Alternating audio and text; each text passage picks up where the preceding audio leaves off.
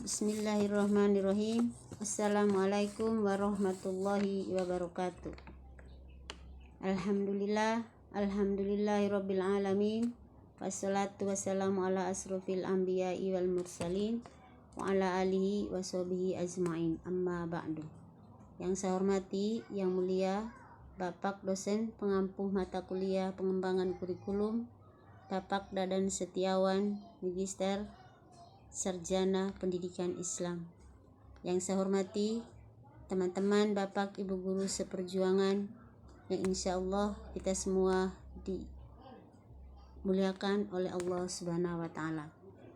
Sebelumnya saya akan memperkenalkan diri. Nama saya Sri Hani Ematokan, kelas A4 dengan NIM 2281130196. Pada kesempatan ini insya Allah saya akan mempresentasikan yakni tugas dari mata kuliah pengembangan kurikulum dengan tema konsep dasar kurikulum dan pengembangan kurikulum. Yang pertama yang akan kita kaji adalah yang terkait pengembangan kurikulum itu sendiri. Kurikulum yang berasal dari istilah kurir yang artinya adalah pelari. Kemudian ada juga kurer yang artinya adalah tempat berpacu. Jadi pengertian kurir dan kurir itu diartikan sebagai suatu tempat dan proses dalam pencapaian dari titik start sampai titik finish. Dan ini digunakan dalam istilah olahraga. Dan kemudian kurikulum digunakan dalam pendidikan. Dan kemudian dikaji berdasarkan bahasa Arab dari istilah manhaj yang artinya adalah jalan yang terang. Ketika kita kaji bahwa kurikulum pendidikan merupakan suatu jalan yang terang yang harus dilalui oleh peserta didik.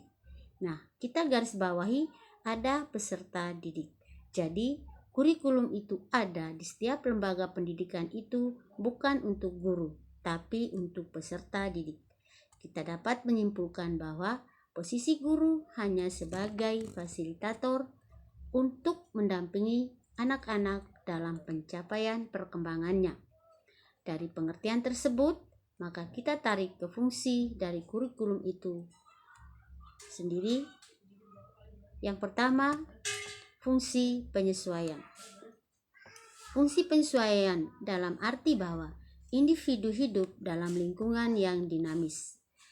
Berarti di dalam kurikulum harus ada stimulasi-stimulasi bagaimana memberikan arahan, pendampingan, pembimbingan, dan pelatihan supaya anak-anak didik bisa mengarungi hidupnya dalam kehidupan secara dinamis. Kemudian ada fungsi integrasi. Maksudnya bahwa kurikulum tersebut harus menjadi bentuk pedoman bagi anak-anak didik dan bagi guru sebagai pendidik memahami pribadi-pribadi anak secara terintegrasi.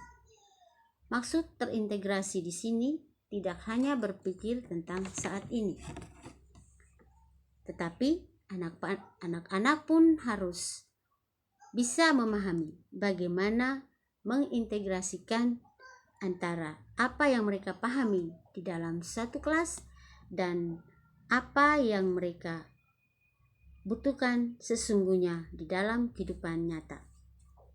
Jangan sampai segala sesuatu yang kita berikan stimulasi kepada anak ketika belajar, ketika bermain, ketika membimbing, ataupun ketika pelatihan tidak sesuai dengan apa yang mereka butuhkan. Kemudian ada fungsi diferensiasi.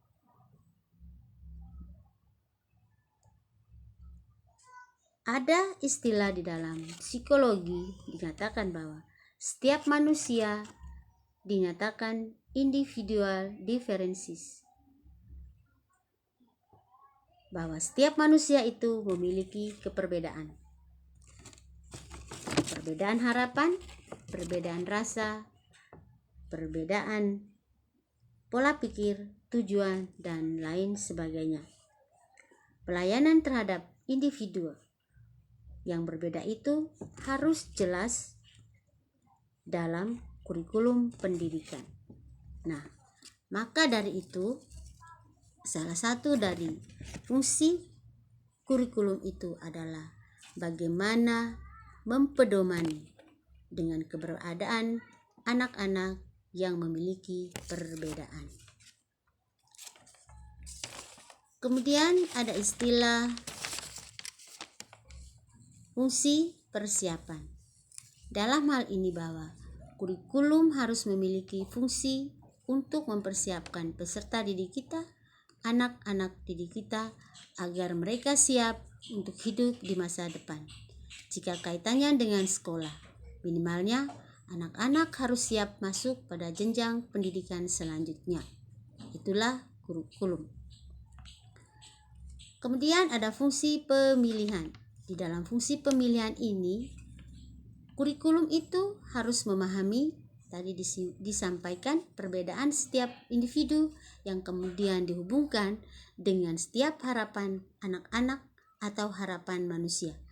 Ketika fungsi pemilihan ini, kita harus bisa memilah dan memilih mana yang tepat dan mana yang sesuai dengan kebutuhan anak-anak didik kita. Ketika tadi dinyatakan bahwa setiap anak adalah individu diferensi, maka cara mendidik, memberikan jalan hidup tidak bisa disamakan antara satu dengan yang lainnya. Jadi kita sebagai guru wajib memberikan fasilitas atas harapan dari diri anak itu sendiri. Jadi guru bukan berpikir secara ego, yang penting aku sudah menyelesaikan kegiatan pembelajaran di hari ini. Bukan itu yang diharapkan. Tapi guru datang, mereka berposisi sebagai fasilitator bagi anak-anak untuk mengajar, membimbing, dan melatih mereka supaya mampu hidup bahagia di masa depannya. Ada juga yang disebut dengan istilah fungsi diagnosis. Kurikulum dinyatakan sebagai fungsi diagnostis. Artinya bahwa kurikulum itu ada untuk membantu anak didik, untuk mereka supaya dapat memahami dan menerima potensi dirinya sendiri. Minimalnya, anak-anak mampu memahami kemampuan diri. Bukan guru yang harus memahami potensi anak, tetapi anak pun harus mampu memahami potensi dirinya sendiri. Nah, inilah kurikulum. Ketika kita tidak bisa memberikan stimulasi bagaimana supaya anak-anak memahami potensi dirinya sendiri, maka sampai kapanpun anak-anak didik kita tidak akan punya kewajiban untuk masa depannya sendiri. Yang berikut tentang pengembangan kurikulum. Definisi dari pengembangan kurikulum adalah proses penilaian dan penyusunan kurikulum oleh pengembangan kurikulum dan kegiatan yang dilakukan agar kurikulum yang dihasilkan dapat menjadi bahan ajar dan acuan yang digunakan untuk mencapai tujuan nasional. Dalam pengembangan kurikulum, profesional guru dan pengimplementasian kurikulum sangat diperlukan. Hal ini karena seorang figur yang mulia dan dimuliakan banyak orang. Upaya guru mendidik